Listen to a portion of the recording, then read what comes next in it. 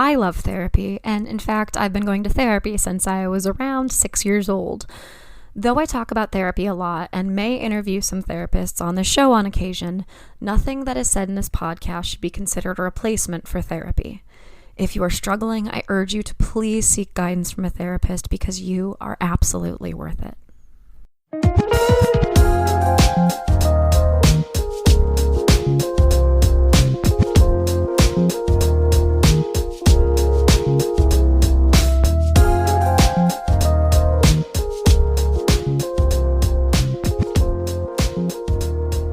Hello, everyone. You are listening to Wine, Dine, and 69, a podcast about dating, relationships, sex, and self-love.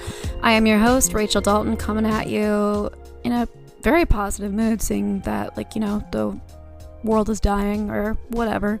I actually sat down to record this intro hours ago, and then a thunderstorm started. I'm not complaining. I love thunderstorms. I find them insanely relaxing, but it does mean that I am recording this at 10 p.m. the night before it's going to come out. So sorry about it. Let's see how it goes. I cannot express to you how excited I am to share today's conversation with Dr. Alexandra Stockwell. It was just one of those situations where we sat down for the interview and just completely vibed immediately. I had so many questions for her. I don't know if I was just in like a creative peak or whatever, but I had so many questions, and in particular, a question that I've been thinking about a lot over the last few months. I don't know if you've noticed, but I've asked it in a couple of interviews, so see if you can figure out what it is. But she just had such great answers to all of my questions. I feel like my brain was like firing off in like 1,000 directions as we were talking. I just was having like download after download after download, and I don't know, this past year has been such a year of self-discovery, and I'm so grateful for it because just the things that I've realized just by thinking about feelings. It's insane. It's insane when you apply psychology and logic to emotion, which is something I've always found very fascinating, right? But it's just so interesting, and we go into a lot of different directions in today's conversation. Before we get into that, though, let's talk about toxic positivity. I'm going to link this article I found in the episode notes, but it discusses toxic positivity, which, if you don't know, it's this idea that you should just be, I don't even know if I can describe it in the correct way, but it's basically taking the mindset of be grateful for what you have, always look on the bright side. It's basically taking that and maximizing it to the point where you're like repressing feelings. And this has never been a problem for me. I'm very good at feeling the entire gamut of feelings. But I do notice it in, other people. So I thought it would be an interesting topic to touch on briefly. So in this article, they talk about how people think about happiness is what makes the difference. So there's this cartoon that's out there, and they mention in the article where there's a picture of a patient who is talking to his therapist and says, I am very, very happy, but I want to be very, very, very happy, and that is why I am miserable. And I've been thinking a lot about that idea that we're always seeking this insane amount of happiness. We're seeking joy. I think that's what we're seeking. But happiness is a little bit quieter, and happiness can be boring. So I think that the way that you think about happiness can be interesting, and that's kind of what the researchers in these studies have gone into. And what they say is that the difference is valuing happiness versus prioritizing positivity. And the difference between those two things, people who value happiness, so I'm reading this verbatim from the article, people who valued happiness agreed with the statements such as, I am concerned about my happiness even when I feel happy, or if I don't feel happy, maybe there is something wrong with me. But if you kind of switch the thinking to be less about seeking happiness and more about recognizing the good things that are already present, which sounds like it's the start of toxic positivity, but bear with me. People who prioritized positivity in this study agreed with the statements, I structure my day to maximize my happiness, or I look for and nurture my positive emotions. So I was thinking about this literally actually today. I was at work and something happened where, I don't know, like I just was down for a second. It was nothing major. I just didn't understand something. I'm in training. But I felt down and started beating myself up. But the fact of the matter is, like, something like that doesn't have to ruin your day. And I thought about the fact that, oh, well, like now the day is ruined. No. Because if you look at a situation and you're going, I don't feel happy. Why don't I feel happy? You're focusing on the lack. But if you are focusing more on prioritizing positivity, you're looking at what is already present around you. It's kind of gratitude, you do the gratitude practices, but not even that. You look around and you witness the positivity, or you do things a certain way to make positivity top of mind. Like if I know, again, just today, I knew it was going to be a tough day, and I was going to be crunching a lot of numbers. Never thought that was a sentence that was going to come out of my mouth, but here we are. Anyway, I knew it was going to be a tough day, but I knew that what would put me in a good mood would be if I went to Starbucks and got a Frappuccino. I decided to treat myself, and it set the mood for me for the day. So I guess like that's an example I can come up with for prioritizing positivity. But it is really that small, right? Like it's as small as not letting these huge moments ruin your day, but also going out of your way to see how you can set yourself up for that happiness. I even find that when I hold the door open for someone and smile and say good morning, which again, I did today at Starbucks, that my mood brightens just from that one act, from that one human interaction. It's very, very strange. I'm not sure what the science is behind those small, like millisecond interactions that we have with other people, but they really can like just give you a total boost in mood. So it's not that you always need to look on the bright side or, stifle any negative emotions that you might have. People who value happiness in this study had a lot of discomfort with negative emotions, because if happiness is the goal and I'm not happy, then I must be a failure.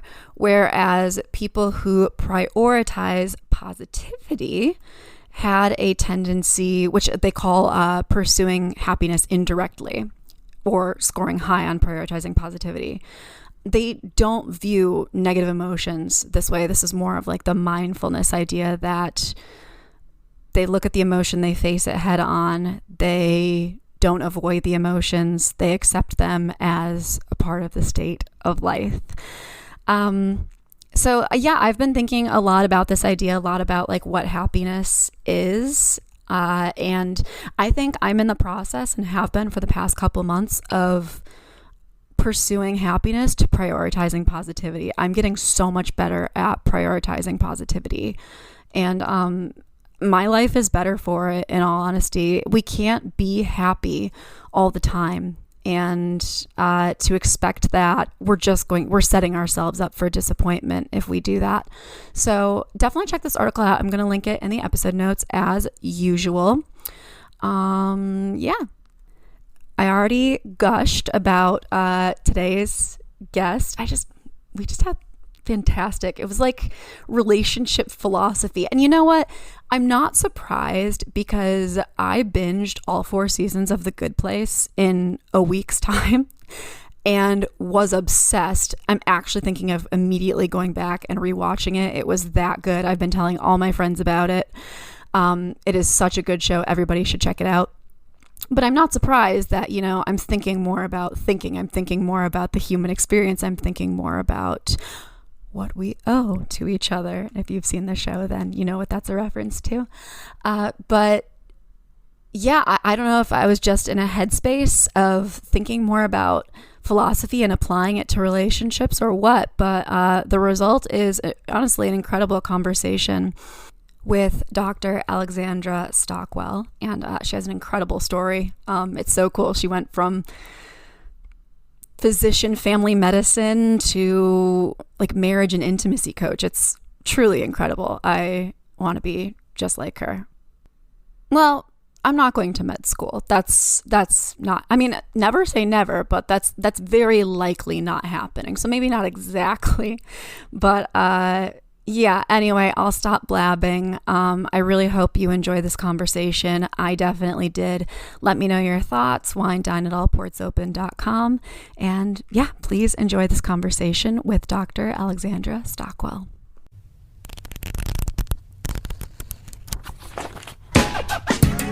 Calling all citizens of Halcyon City. The newest generation of heroes are now painting the pages of Delinquent Comics, an actual play podcast in the game world of Masks, a new generation. Join our heroes as they struggle to build a team and save the city. Can Titan escape the shadow of his mentor burnout? Is Soul's overwhelming power too dangerous to control? Will Muse discover her past? And how does White Knight stomach all those strange snacks? Listen to Delinquent Comics to find out at allportsopen.com, Spotify, iTunes, or wherever podcasts are found. New issues become available to all citizens every other Monday.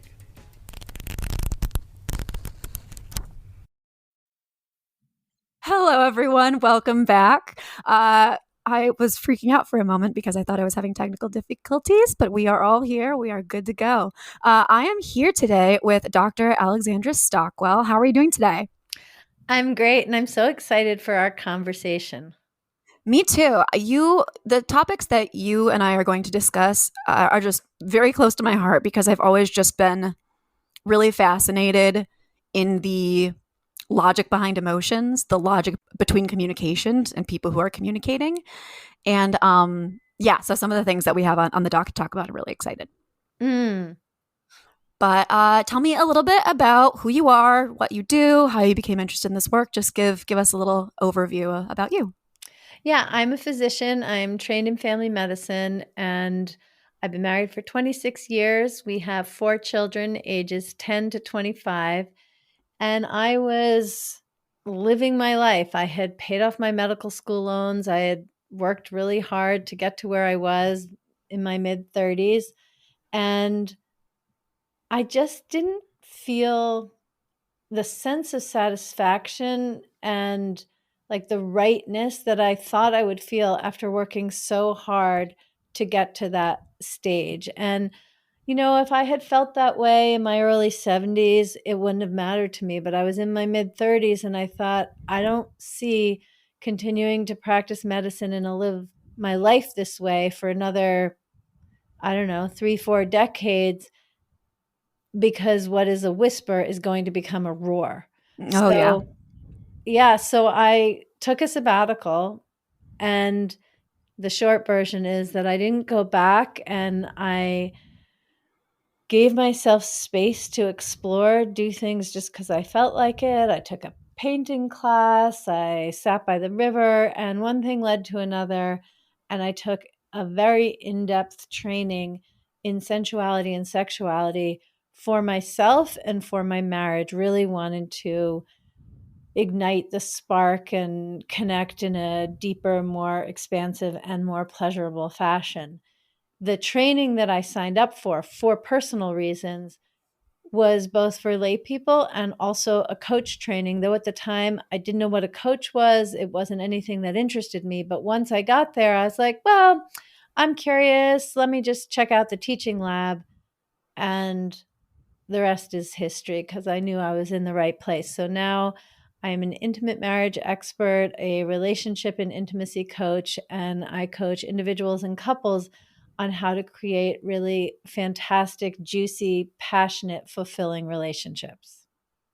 I love it. It's like everything that I live for.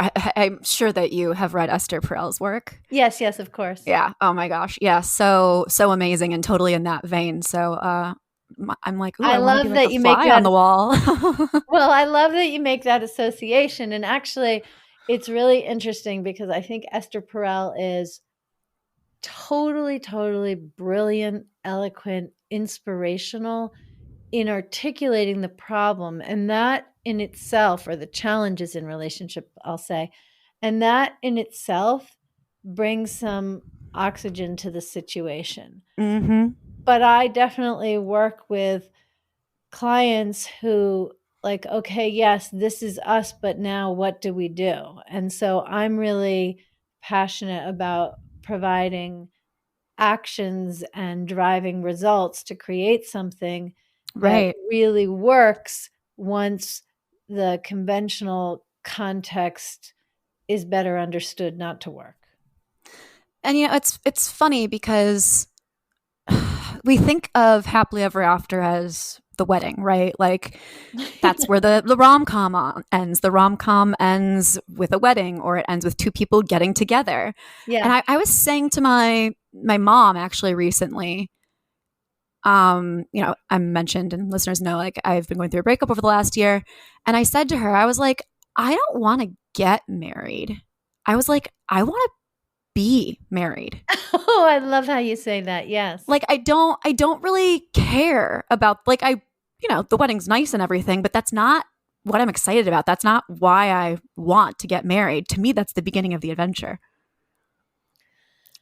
Yeah, it that really opens the way to so many different things. For one thing, um, we have such a lack of role models of how good it can be, of what that looks like. That's not to say it's not happening in no homes across the country, but it's not happening in the public space. People don't understand how that looks. And so, whether it's movies or books or TV or any of the people we know, we hear the most about relationships up until, from my point of view, all the good stuff starts. Because Yep. once the wedding is over, or whatever the equivalent is, where you're really living your lives together, that's when the nuanced, deep, genuinely nourishing experiences begin. And I'm reminded of a client of mine who, she had been married, I think, 5 years to this wonderful, handsome man, and they got along well. They respected one another. They loved one another, but they had a quintessential relationship, which I describe as conflict free and passion free. And Ah. yes, and what this client said to me 5 years into this beautiful love relationship is that she was getting really nervous. She had enough self awareness to realize it, because she was happy in the relationship she was in, but she just wondered, like, is she ever going to be satisfied for forever? Is she ever going to be Mm-hmm. satisfied past 5 to 7 years? Because she loves variety, both sexually and otherwise. She loves novelty, is I think what she said. Right. And I just laughed. I was like, oh, there is so much novelty in a long lasting relationship. It just looks different, where novelty and newness and adventure in a new relationship might, if we're talking sexually, might be new positions or having Mm-hmm. sex in new locations. But when it comes to a long lasting relationship, it's much more subtle. But like, if my husband and I are making love and we're really connected, and then he just makes a micro adjustment, and suddenly there's all this new sensation that is opened up, that is just not possible without our knowing one another so well and being Right. mindful and present in a way that just doesn't show up well on the screen, let's say. Yeah, knowing one another's body so well allows for those new things. I feel like for the first few years in a relationship, you're kind of figuring out like what pressure works, what angles work, everything like that sexually. But then like once you get to know each other really well, it's exactly the same thing. That's when everything begins, when you're able to just try something slightly different to see what might happen. Yes, exactly. And so for many people, like the adventure is in discovering how the two of you are going to fit together well, and then well, you just keep doing it. But no, it's like, okay, so you fit together well, and now what is it that heightens sensation? What makes her laugh in this moment? What has him just melt with gladness? Like these are the things that then become possible. Yeah, that's beautiful. That's totally beautiful. What's so what ended up happening with that client? I mean, are you allowed to tell me? Yeah, let me think for a minute. I mean, they are definitely together. Happily, she herself is a relationship coach, and so she posts about her relationship, and I see pictures, even though, I mean, we're friends, but we're not in touch that often, but I get to track this whole thing Sure. because she's public about her relationship. And this conversation I had with her happened in 2018, I think. So that's pretty good. That's Yeah. 4 more years. So and they just bought a second home in Mexico. So yes, they are doing very well, and she cracked the code and is actually now helping other people crack the code because, as I said, she's a Ugh, relationship coach as well. amazing. That is love that. Love that. Well, you mentioned something about being uncompromising in your desires, and I kind of laughed a little bit when I read that because I'm like, "Oh my gosh, like all I've ever heard is that marriage is compromise." So I thought that that was a funny turn of phrase, and I think I know what you mean, but I kind of wanted to hear you explain it. Okay, yes, I'm glad to. So, yeah, absolutely. The most common relationship advice that is given is you need to learn to compromise. And if you want a great marriage, you have to be good at compromising. Compromise is the name of the game. And the thing is that if what you want is a bland, pleasant companionship, compromise will deliver that, no question. It is necessary and helpful. But if you want novelty, Mm-hmm. passion, depth, an ever evolving relationship, then the way to create that is with uncompromising intimacy. But I have to be very careful to define uncompromising, which I know is what you were asking for in the first place, because when people use the word uncompromising, it often means like you always get your own way, you're exacting, and it's your way or the highway. And that's not how I'm using the word. Mm-hmm. Insofar as compromise is you staying quiet and holding back on thoughts, feelings, desires, even challenges that are important to you so that your partner is more comfortable. When I'm Mm-hmm. talking about being uncompromising, I'm talking about bringing all of you to the relationship and inviting all of your partner to the relationship, because that is what creates really luscious, gratifying, connected intimacy. And it doesn't mean you always get your own way, but it does mean that you always bring forth what matters to you and you both care about that. Well, that's the thing. Like, you're never going to get anything if you don't ask for it. Your partner, like they always say, "I'm not a mind reader," right? Like your partner's not Yes. gonna know Yes, unless you say it. exactly. Although I will never stop being amazed at the creative solutions people come up with when they both fully share what they want, even when it's different, because it just allows creativity and the kinds of solutions that just somebody wouldn't come up with on their own. I mean, it's as simple as if one person wants Mexican food and another person wants Chinese food, and the person who wants Chinese food always just compromises and goes for Mexican and says something. Right. Well, maybe you both get takeout and go to the park, which is not such a radical idea these days because we're all so used to takeout. But there are other ways of doing things, like maybe you just get dessert in one place, whatever. I'm not going to come up with something right now, but people come up No, I with love that. solutions that I've they done that just before. wouldn't. Yeah. It's about being creative. It's about being creative, and it's about having that feeling that you're seen and you matter even when you don't get your own way. Yeah. Yeah. I think that's the best way to put that. So, I mean, you work with individuals, obviously. You work with couples too, right? Like how does that differ? How do you generally approach that work with a couple versus an individual?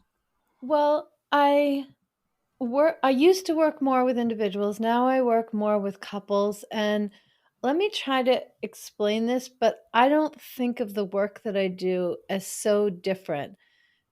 I really love coaching couples because there's a way in which it keeps it honest. Like if I'm talking to one person and they're blaming the other one, if that person is in the room, the story ends up coming out a little differently. But that's not that important in terms of um, growth and transformation. That can happen either way. I think in either working with individuals or couples, the primary thing is for someone to really improve the relationship they have with themselves. Mm-hmm. And there's a way to do that and access that more in couples counseling or couples coaching, or there's a way to do that with individual coaching. I think there's something very special when I'm coaching couples and I'm coaching one of them in a particular moment, because having your partner witness that means that the individual growth you're doing, it happens within the container of the relationship. And that really, it serves both people and the relationship. But a lot of that work could be done individually if that were necessary for any reason. Yeah. No, that's fantastic. And I like that thought process too about your partner watching you do that work. I mean, that's such a vulnerable thing to observe. Yes. And it's a very loving process because usually I'm going to just like make up names. Let's say I'm coaching a couple and their names are Jim and Jane, and I'm coaching Jane on something. And it's something that Jane does that really bugs Jim, but it has to do with something that is unresolved or complicated for Jane. When I coach her through that and Jim sees it, he suddenly understands his experience in such a different way and has much more compassion for Yeah. however Jane behaves in those moments when she's being affected and it's triggering him simultaneously. Like there's a lot of compassion and kindness that just naturally arises when you get to be present as a loving, interested witness with no responsibilities, because I'm the one who's guiding the process. So like that is something very beautiful, especially for high achieving individuals in relationships, because they're used to driving the situation or being the parent even within the relationship. So especially for women, I have to say, to just learn to be present while I coach their man in a heteronormative context, it really brings a levity and a connectedness to the relationship because the woman doesn't have to be the parent anymore. That's one among many benefits of couples coaching. Oh my gosh, I've never thought about that. Why have I never gone to couples coaching before? So I don't have to hold my partner's hand through expressing emotions. That goes for Right. all my past partners. Honestly, I'm not taking a dig at anybody. Yeah, but that is the way of most women who have emotional intelligence and care whether their partners are emotionally intelligent or not. Like that's what we do. Yeah. And there is something that is really, really important that happens. Like this is I have a lot of different clients, doctors, lawyers, teachers, but I also have coached a lot of relationship coaches. And one of the things that happens in that situation is the relationship coach is used to being the one guiding the Mm-hmm. process, and they're used to like getting their partner up to speed. And one of the most certain ways to kill erotic chemistry is to bring in a parent-child or teacher-student dynamic, unless Yep. it's with role playing or something where you're both opting in to make it spicy. But if it's just naturally happening, that is not going to. Yeah, don't try to make that sexual. It won't No, go well for you.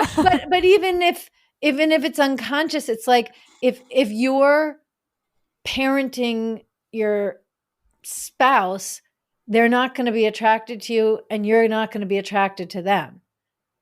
And so in couples coaching, you get to be the radiant, messy woman who is just responsible for herself and making sure her feelings are stated or whatever it is, her desires known. And I hold that process and guide it. And once that happens, then a couple is good indefinitely because they don't fall into the pattern of negotiating things in that manner. So you feel like this is only something that you have to do a handful of times for it to kind of click and stick? Oh, I definitely do. I mean, I'm speaking for my own coaching, which comes from my training as a physician, having coached hundreds, thousands of couples and the various trainings I've done and my own marriage. So what I'm saying pertains to how I work. I wouldn't generalize this about Huh. coaching, counseling, or therapy in general. But I just, when I became a coach, I had too many clients who said, yeah, we went to therapy and it helped for a little while and then we were back where we started. And I just don't want to really participate in that. That ends up that's basically like crisis management, but it's not actually healing and transformation. So yes, Yeah, it's putting a Band-Aid. It's putting a Band-Aid on a wound rather exactly. than And actually so healing it. Yeah. I routinely hear from clients that I coached months or years ago. I mean, I've been coaching since 2013, so I don't have any data before that. But people, yeah, where they're still using the tools that I gave them. And that doesn't mean it wouldn't be fun to, like I have a couple that I coached a while ago who said, they use the tools that and skills they learned with me every day, but she's 6 months pregnant. And so they came in for a session just because their life circumstances are changing and Right. it's bringing up new things. But no, when a couple works through things with me, they don't need to work through the same issues again in the future. Oh, yeah. I'm definitely saving your information. I just know I'll need it. That is Well, so cool. Rachel, here's the thing that I believe that having a fantastic relationship is a learnable skill. And the main issue Mhm. is that people lack that education. And so, even though, yes, I'm a physician, but I'm not practicing medicine when I do this, I'm a coach, but I really think what I'm doing is providing education and teaching people how to be in a relationship, which is the kind of relationship they want to be in. Absolutely. And And, so, like, you don't need teaching. Yeah. you don't need to go learn to read again. You don't need to go Mhm. learn calculus again. Well, I couldn't teach you that. I never took calculus. But the point is that when it's crisis intervention or divorce prevention, that's one scenario, and I'm not really talking about it. What I'm really talking about is taking a relationship which is solid and loving and teaching people how to make it wonderful. That is not education that needs to be repeated. Yeah, I mean, it's almost like, I always say going to therapy when you're in crisis, like, yes, that's good, but I think people could and should go to therapy when things are relatively stable. That's when you're going to learn, because when you're in crisis mode, like you said, you're going to be, I don't know, I talked to my therapist and I'm like, things just keep happening in my life, but once things calm down, I have this list of things, like these deep things that I really want to tackle. And you're right, once you tackle those, it's that.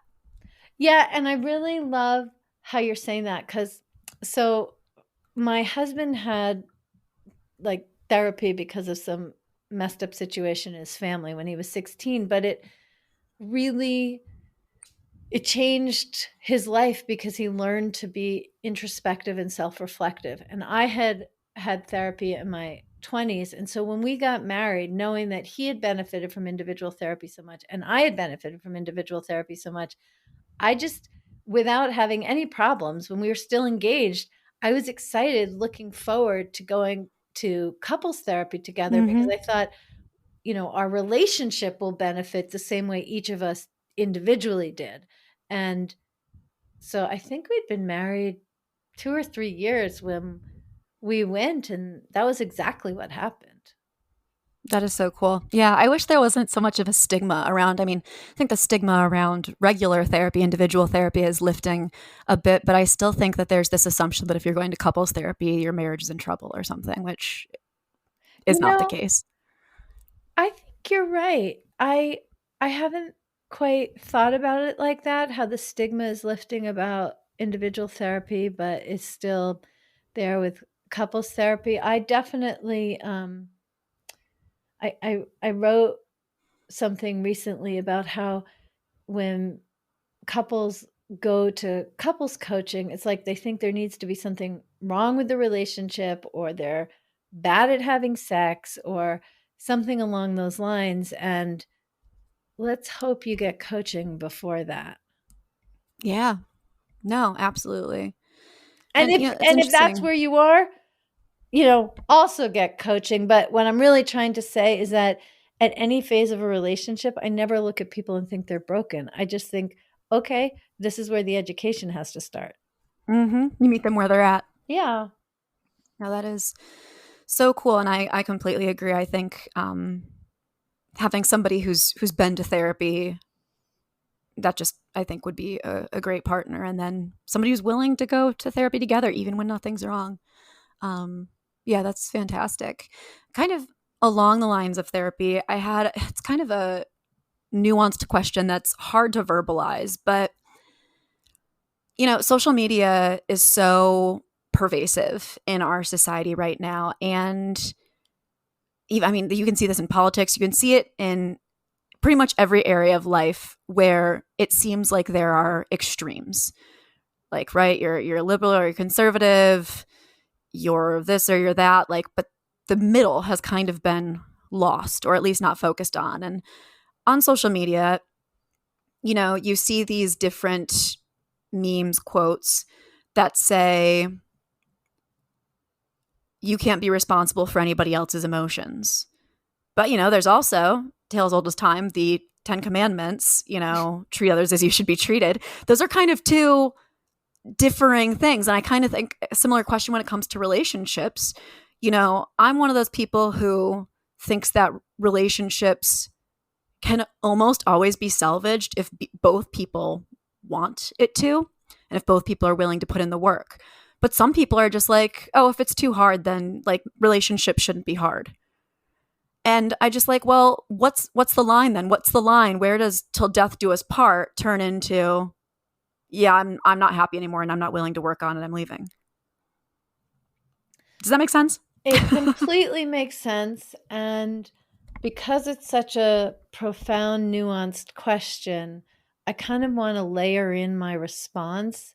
Perfect. Which, yeah, okay, I'm glad that makes sense. And I want to just start by saying, one of the things that has happened as our society has become more polarized, more black and white in the way that you eloquently articulated, is that we've, as a society, not all individuals, but I notice this even happening in myself until I change it, that we kind of start to think that if you add conservative and liberal and divide by 2, you get the middle. Mm-hmm. And that's not actually what the middle is. The middle is a third contribution, which is neither liberal nor conservative, even if, relatively speaking, on a spectrum, it gets placed in the middle. Sure.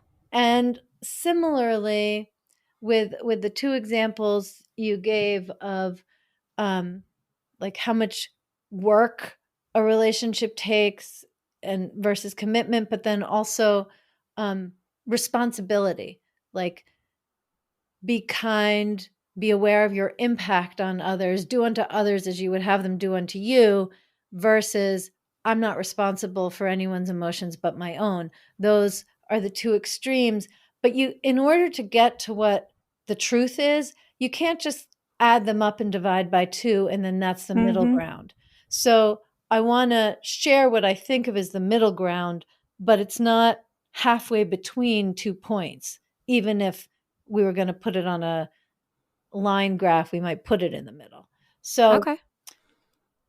what I think is generally missing in a way that's relevant for each of the examples you gave, and we could both give many more, what's generally missing is an appreciation for what I call the point of connection. In other words, the place where 2 people or 2 theories, just 2 polarized things, where they meet and have interplay, that is the starting point for me in being able to discover the relationship between the 2 things on either side. So I don't know if that was too theoretical or vague, but let me get specific. No, yeah, I get it. Okay, good. But when it comes to being kind and treating someone else the way you want to be treated versus I'm not responsible for how they feel, I'm just responsible for myself, I think the thing to do is have attention on the point of connection. And what I mean by that is feel for where you and the other person, your souls meet.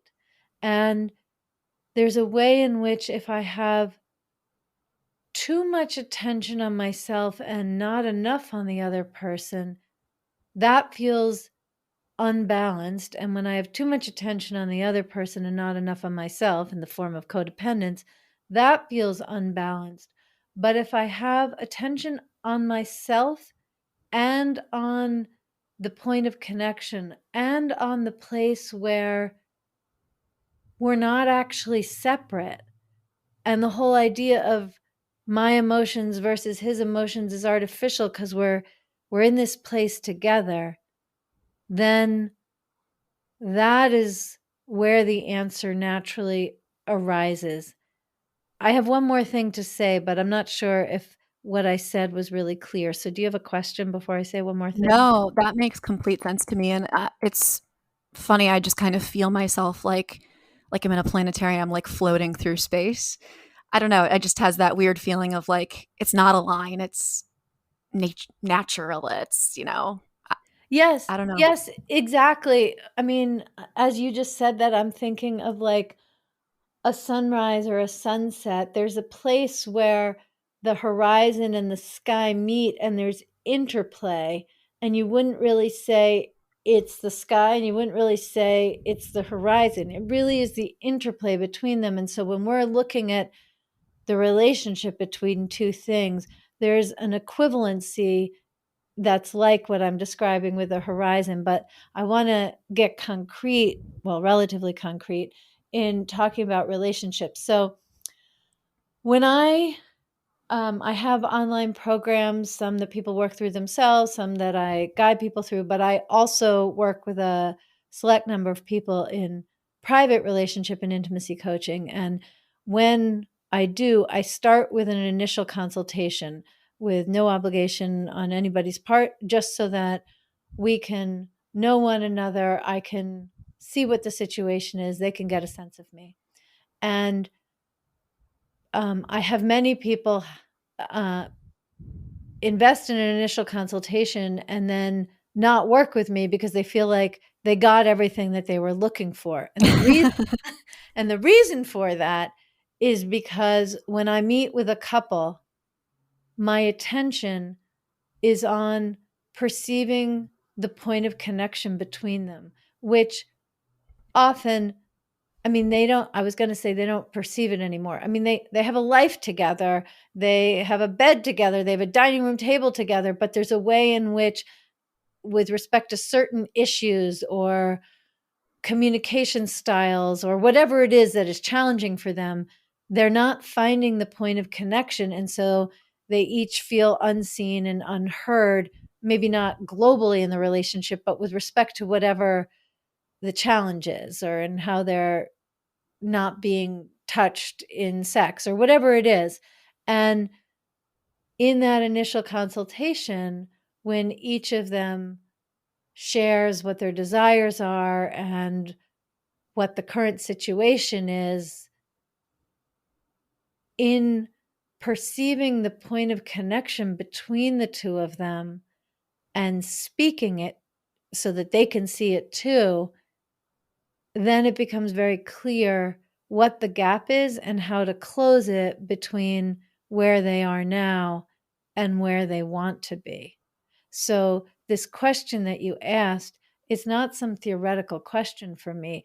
It's actually the lifeblood of how I contribute to people's lives. Yeah, no, I just feel really validated right now because everything that you just said kind of confirmed what I felt, but you just kind of put it very, very eloquently.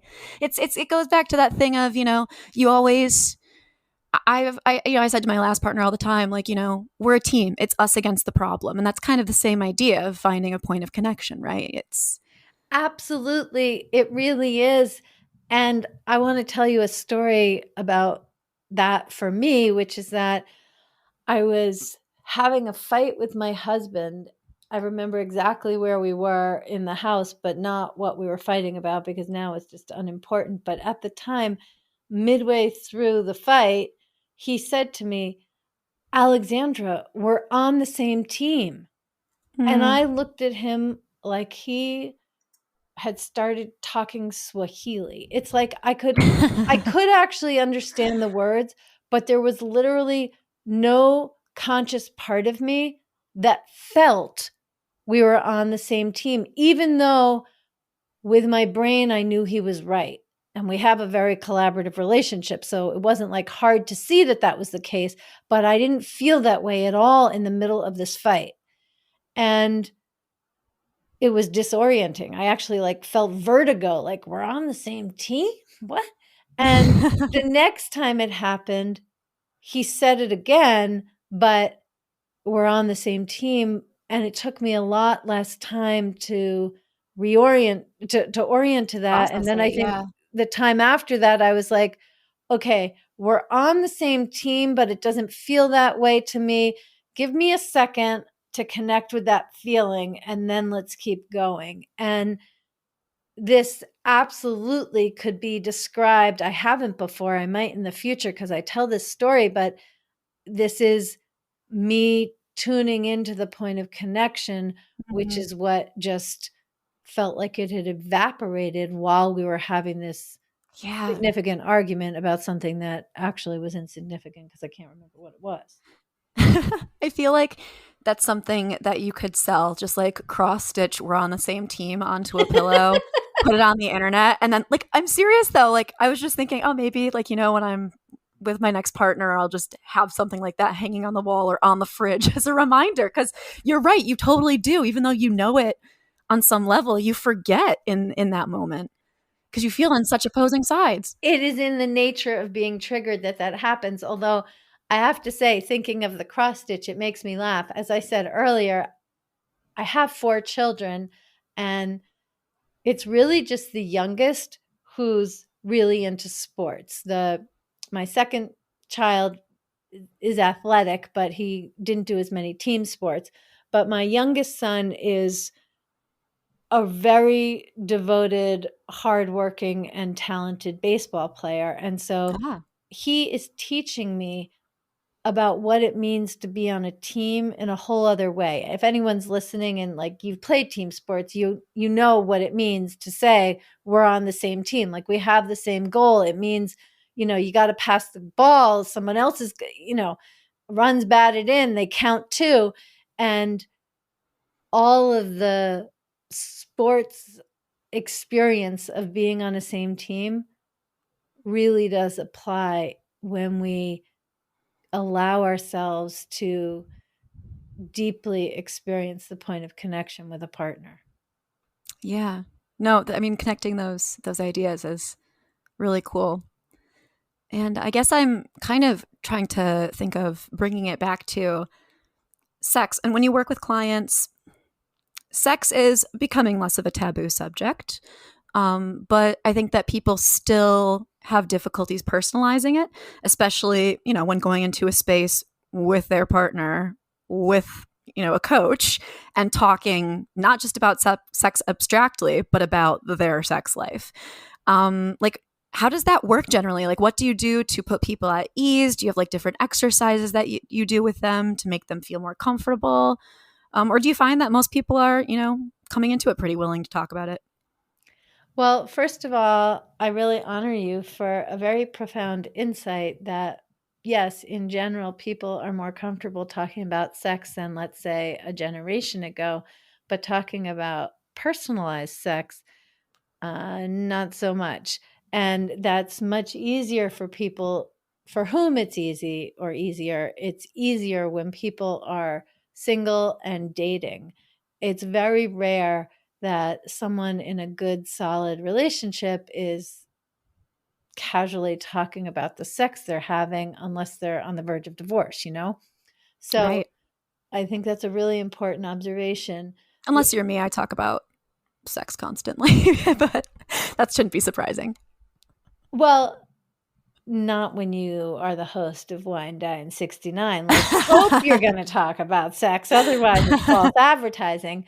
But I just like, as someone talking to people who've been married for 15, 20, 45, 50 years, yeah, talking about sex is very rarely comfortable. Honestly, I find it more comfortable for people in their 70s and 80s than in the 40s, 50s, and 60s. But maybe those are the people who are talking to me. I did a fantastic podcast interview on my podcast, the Intimate Marriage Podcast, with a couple that has been married for 51 years. And she talks about how her orgasms are more pleasurable than they've ever been. And like they're very open. But that's typically couples do not talk about this very readily. And in fact, earlier today, I was coaching a couple that has been married for 19 years, and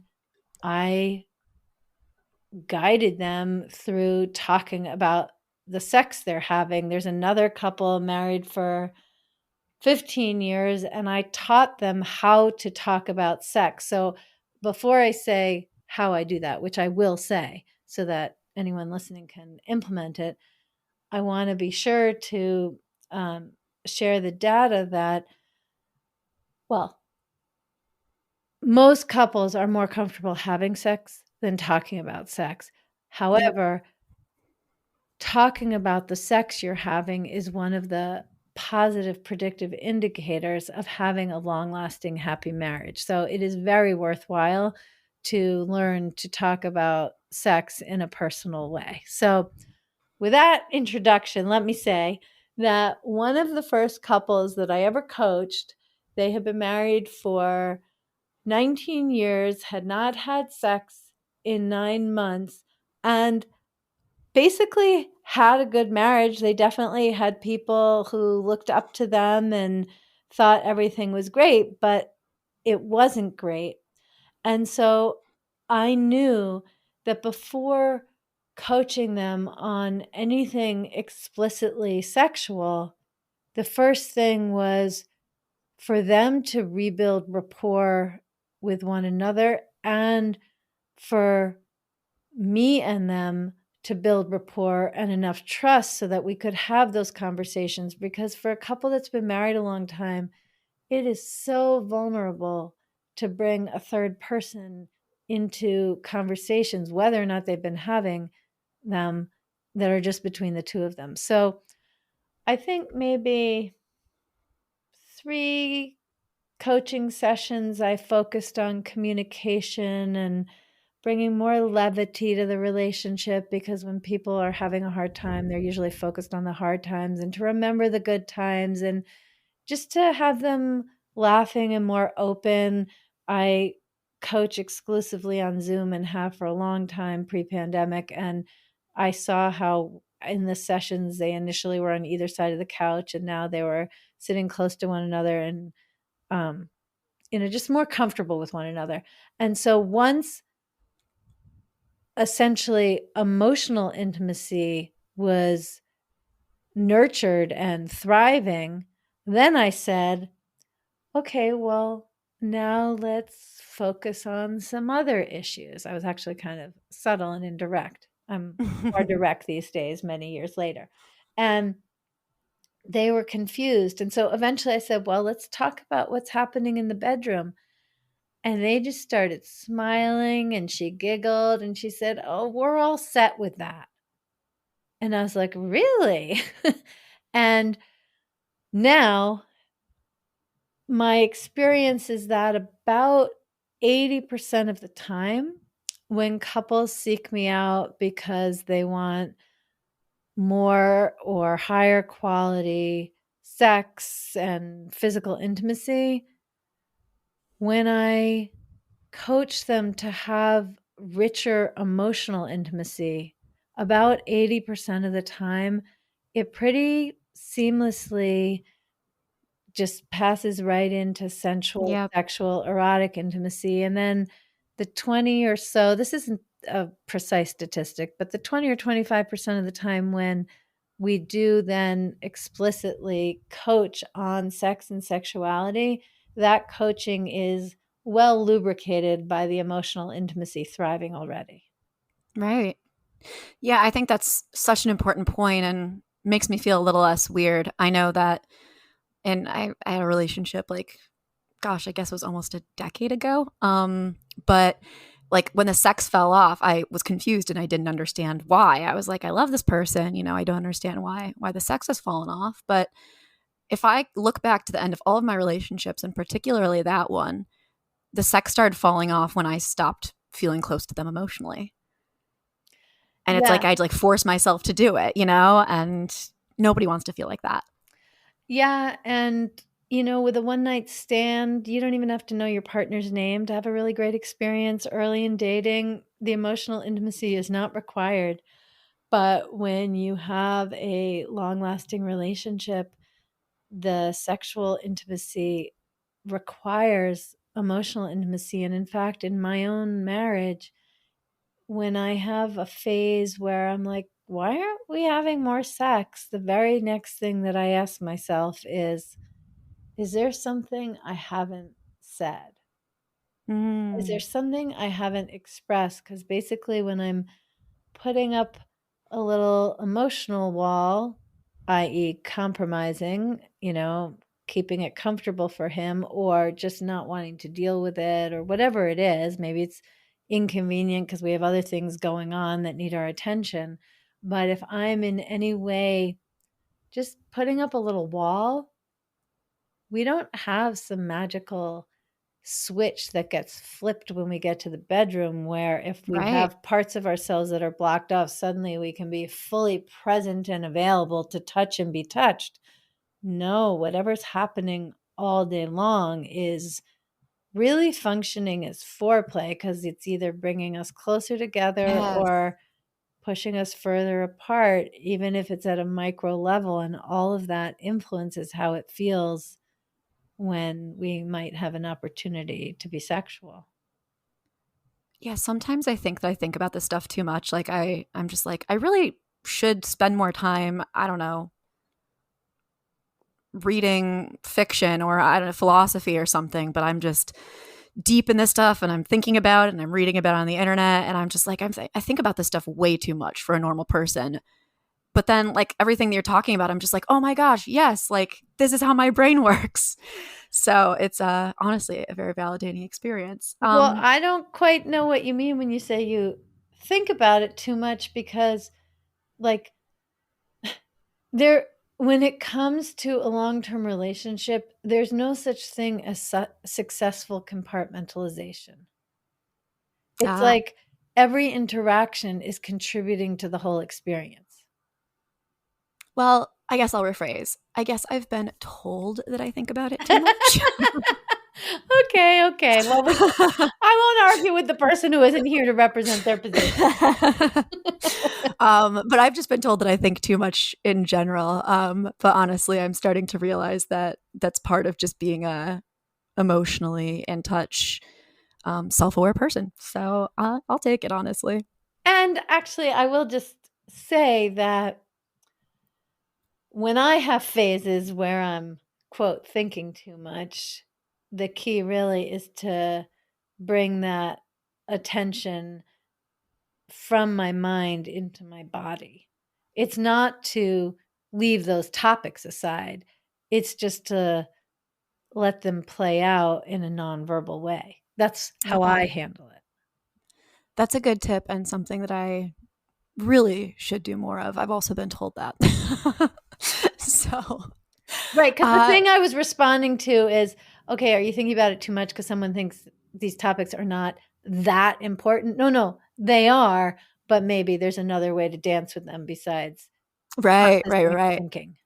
Yeah, I think both of those things are true. Maybe I do think about it too much, and maybe the person who said that wasn't as comfortable thinking so deeply about it. So, Yeah, both of those can be true. right. In terms of prioritizing sex, I mean, so you said that a bunch of the couples that you work with, have been together for 15, 20 years. Yeah. And I assume that, many of them have kids. What do you do to talk to them about prioritizing their sex life? Ooh, you asked such a good question. So, Thank you. one of the things that most people do that I think really doesn't work, I mean, it can work a little bit, but it's not a reliable thing, is to restrict sex to when you're having sex. So, one of my favorite expressions that I coined is discrete eroticism. And I came to this actually, I remember I was sauteing onions in my home, 4 kids loud and playing together in the living room nearby and just making a mess, and it was really irritating me, and my husband was still at work, and I was sauteing those onions, and I was, like, moving the spatula around the pan and just, like, angry and using pressure with my like, I just was I was upset, and I was taking it out on the onions. And then it occurred to me that those onions would cook just as well, and the kids were going to play just the same way. They certainly weren't going to improve by my feeling that way. And so I could relax, move the spatula with a little more gentleness, caressing the onions. I started moving my hips and really just decided to enjoy the moment. I like the smell of cooked onions. And it was a window into how much choice I have in my own experience. And so once I did that, it really opened my eyes to how much I was kind of projecting on my circumstances. And one of the places where I noticed this was sitting at the table with 4 kids and myself and my husband. And I realized I was used to, as a mother, having my attention on the children, on their manners, on their behavior, on whatever stories they were telling, making sure they were eating enough. And basically, most dinner times, I was ignoring my husband, or I was gladly appreciating that he's a co-parent and Right. devoted to the same priorities. But it had been years since I sat at a family meal and looked at this man and thought of him as my attractive husband, looked at him and thought of him as the man that I have sex with, as the man I made these children with, as Right. opposed to just the man who helps me as we manage our household and family. And so, again, just like I had switched my internal energy while cooking the onions, I just played with not saying anything to anyone, but sitting at the table and feeling like a woman, looking at a man I enjoy. And that really was the beginning of changing my life in all kinds of wonderful ways. So when you talk about prioritizing sex, I think one of the first things is to prioritize our awareness that we are sexual beings. And so, am I talking about walking through your day at work as a sexual being? Well, I suppose, but not really. I'm talking about when you're at home, when you're talking logistics, when you're deciding who's putting which child to bed, to allow at least some part of you to have that experience as a sexual woman talking to a sexual partner. And that brings like a whole other flavor of oxygen into the relationship. And we haven't even talked about having sex yet. That is so true. And you do hear that sometimes, that when children are born, the husbands get a little bit jealous because the woman's attention kind of shifts. I mean, rightly, it's a child that needs your support and everything. But I know that sometimes the male partner can feel, in a heteronormative relationship, can feel abandoned. And it does feel like, there's that in not even social media, but in like rom-coms and everything like that, there's this idea that sex is a chore, sex is a thing to, be done. And even like the wording that I use, to prioritize. Mm-hmm. But you're completely right that if you just alter your perception a little bit and are mindful of your thought patterns, you don't even need to work at prioritizing it because it'll just happen. Yes. And so like now if I'm back to cooking, it's not that I cook that much, but it's just the stories that are coming today to mind. My husband will touch the back of my neck in a way that is very erotic. And it doesn't mean that I turn around and start making out. I mean, sometimes I do, but the point, like the way that I coach parents with young children, is really a much more pervasive pivot. And then that naturally leads to more conversations about sex and more desire.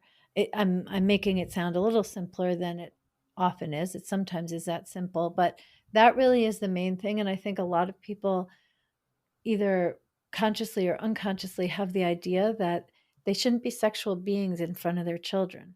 Well, if you live with your children, that is a real buzzkill. I'm not talking about being overtly sexual in front of the children. That gets complicated if you do that and then your 4-year-old goes to preschool and wants to do that with friends. Like, Yeah. this is not I'm not recommending that at all. I'm specifically recommending against it. But there's a way in which being fully clothed and fully responsible, since you referenced the rom-coms, that experience that we see in many rom-coms of like seeing someone in a crowded room and just being drawn to one another, and suddenly all the other people in the room, it feels like it's just the two of you there. You can have moments like that with your spouse when the other people in the room are not at a party. They're your kids. That's beautiful. Reminds me of that scene in West Side Story.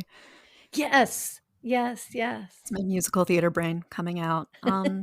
Wow. I can't believe we've been talking for so long. I guess wrapping it up, yeah, go ahead and promote yourself. Tell everybody where they can find you. You have a podcast, books, like, this is your time to let it all out. Okay. Well, let me just say, come find me at alexandrastockwell.com. From there, you can find all my social media, join my Facebook group, the Intimate Marriage Facebook group with Alexandra Stockwell, MD. I'm on Instagram, and I really have been very deliberate in having offerings for people at all different price points and all different relationship contexts. So I have a $7 offering, how the surprising secret to having a fantastic relationship. I have offerings, a course on desires for women, an audio course for couples, all about emotional, sensual, and erotic intimacy. My signature program, the Aligned and Hot Marriage, will teach you how to have exactly that. I also do private coaching, but all of that, you can find it and come listen to my podcast at alexandrastockwell.com. Amazing. Well, thank you so much for your time today. I feel like I'm going to have to go back and re-listen to this immediately after getting off with you, just to take some notes. So it has been a really, really profound experience, and I appreciate it. Rachel, thank you so much. And I'll just say that I'm so glad you think about all these things the way you do, because you've asked me a number of questions which were really nuanced and profound and a pleasure to respond to. Oh, good. Thank you. Well, I'm just glad that I have people to ask these questions that keep me up at night. I'm like, oh my gosh, I can ask people on the podcast about this. So I benefit from it too. Well, thank you. Thank you. And thank you, everyone, for listening. I am your host, Rachel Dalton. You have been listening to Wine, Dine, and 69, and let's keep talking.